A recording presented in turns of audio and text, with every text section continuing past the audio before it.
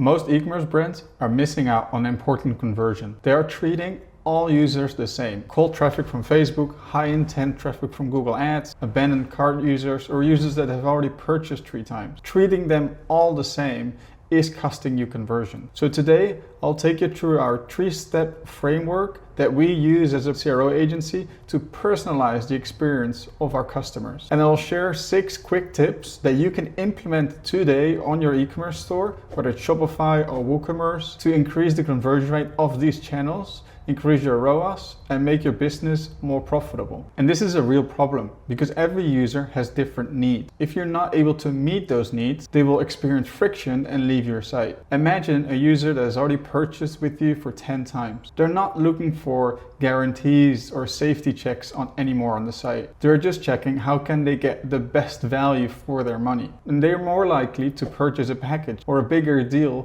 to get a discount. And someone that's completely new is mostly concerned about swiping their credit card on your store. Is it safe? Will you actually deliver? Will the product do what it says? Completely different experience. But you need to make sure you answer the right questions for the right user. Why does personalization win? Imagine an airline company without a fancy algorithm in their system. What that would mean is that someone who's booking well in advance will pay more because they're not getting a discount for booking early anymore. Or someone that needs to travel tomorrow for work is not paying a premium anymore. They're all paying the same, which is bad for business because you do want to capture that additional revenue when someone is urgently making that purchase. The same for a YouTube or a TikTok algorithm. Imagine it was always the same. These guys have already figured out the game. Highly dynamic, highly personalized experiences for each user, and that allows them to keep you engaged and binge watch everything they have. E-commerce is lacking behind in that aspect. Every page is often the same.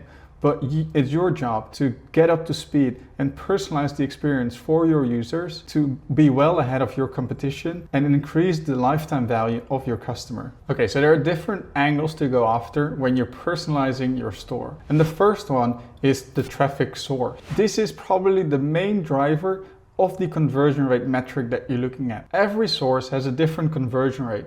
But honestly, one that's higher than the other doesn't mean it's better because the cost to acquire that customer might be a lot cheaper. Let's say Facebook mobile, those clicks are a lot cheaper than Google Ads on a desktop. But the conversion rate should be seen separately from the other ones, and you should tackle the ones that have the highest need. Most likely the ones that have the highest traffic. So the traffic source highly dictates the conversion rate that you get on that channel. And this is important to know because generally on Facebook or Instagram, people are scrolling through other things. They're not looking for you. They happen to stumble upon your content and therefore they click. But their intent probably not necessarily to make a purchase. These users are new, so you need to educate them. You need to make them feel secure with social proof. Or someone that came from Google Ads shopping, they already typed in the product. They want to swipe their credit card today. They saw a list of products. Out of those 25 products, they chose you. So these users are much more likely to make a purchase. And you need to convince them that your product is the right one. And you do this by providing specificity. So how does the product work? What are the guarantees? What are the downside of the products? What are the upsides of the product? You need to be a lot more detailed on the features of the product. The other channel might be email marketing. These are users that already signed up or already made a purchase with your store. They got an email, they already read everything that you said, they liked it, they clicked the link, go to the site. They already did a lot of work to arrive here. Not necessarily interested in your guarantees or your social proof. They want to know, what do you have to offer now? Is there something new, something exciting? Is there a discount to get? The conversion rate is incredibly different. So the way you personalize should be based on the traffic sources as well. Layer number 2, behavior based. As the user goes through your site, you collect more and more data. They might have already purchased something. They might have already purchased things 5 times in the past. Accumulate all the data from that user experience and you use it to personalize their experience. So you might show products on the homepage they've looked at previously but didn't purchase. On the cart, you might recommend best sellers that happen to be the products that they've seen before. Or you can change what you show on the product page to elevate what they're most interested in.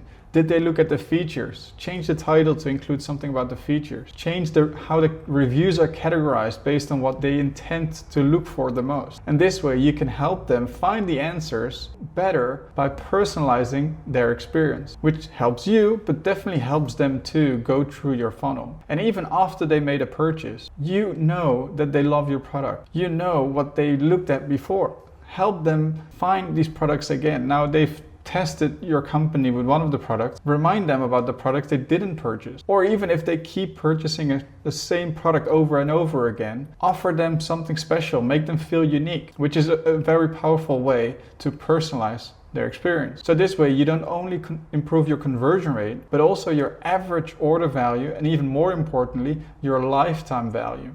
So this happens way past the click and even past the first purchase. You want to collect this data and personalize their experience. And the third layer is why all these big companies are able to create an incredibly powerful algorithm. And that is much harder to install on an e-commerce store. But they show recommendations based on what similar people like. So after you've seen a few videos on YouTube, they don't look at what you like, but they look at what other similar users like, and they show you the same. So that way they probably need less data on you, and therefore they can create something a lot more powerful with very limited data. And you can do this the same on your e-commerce store. Based on the purchase behavior from most users, this is most likely what you like. Again, this is much more difficult to implement. I would probably stick to the first two when you're starting out with personalization, but it's definitely interesting to know that this exists. Okay, now let's go into the quick wins that you can implement on your store today. The first one is personalizing based on the UTM data. You can set up a very incredible, simple JavaScript on your site that listens to the UTMs added into the URL. So these UTMs you added in your ad platform, on your social media, wherever you want to personalize from. And then based on the content of that, you can change the title, show certain social proof elements or hide them, change the order of the page. Whatever you want to change, you can do it based on the UTM data. Okay, the second one is the returning visitor logic. Most systems like Shopify or WooCommerce already know if someone is coming to your site for the second time. This is stored in the cookies or something what's called local storage. They know that someone has been on your site 1, 2, 3, 4 times. And you can use this in your advantage. In most cases, you want to create a different experience because they didn't make a purchase the first time. So in the second time, you can highlight other things that they might have seen before or that they did not see before. And this way, you can create a new hook, a new way of getting them into that sale. But you can also highlight or hide certain elements. A returning user often wants to make a purchase quicker than a new user. So they might already know where to go to. Remind them, hey, you left this in cart. Or, hey, this is what you saw last time. There are different ways to go about this, but showing unique content for returning users is a very powerful trick. Quick win number 3, conditional bundling. As I mentioned earlier, grouping your products together and giving a 10% discount is a very powerful way to increase your average order value. But not everybody is interested in this. A new user is interested in something that's a lot smaller, a lot cheaper, and a returning user might want to purchase something that's of a higher price. So by bundling products, there's a very good incentive to pay more for returning users or high intent users coming from Google Ads or similar platforms where they choose a product already. So by bundling, you improve the average order value. But you don't want to show this to users who are new. It's distracting. It gets them afraid of a high price. So for new users, you keep it simple and you do not bundle. But you might offer something unique to them that is incredibly small and a very low barrier of entry. Quick win number 4. This one is incredibly simple, but still very powerful. And that is to show the recently viewed products. You do this on the home page if someone comes back a second time. You can even do it on the collection page at the top, but actually even on the product page. At the top of the product page, you can show other products in small, either in text or you add a small icon. Also on the add to cart or the cart page, but also on the post purchase page, the thank you page. Don't be afraid to remember them about the purchases they didn't make, because these products are most likely to be purchased instead of all the other products on your site that they did not see. So remind them what they left in cart. Quick win number 5, dynamic urgency. You see this airlines or booking.com do all the time. They show only 4 in stock or only 1 room left. You want to do something similar. A new user cannot necessarily be triggered with urgency because they have so much to worry about that a little bit of urgency is maybe not going to get them over the line. But returning users or high intent users are much more closer to that finish line. And then providing a little bit of dynamic urgency really helps them make that purchase today. But of course, you don't want to overdo this. You only want to do this to the audience that's most likely to perceive it well. So by personalization,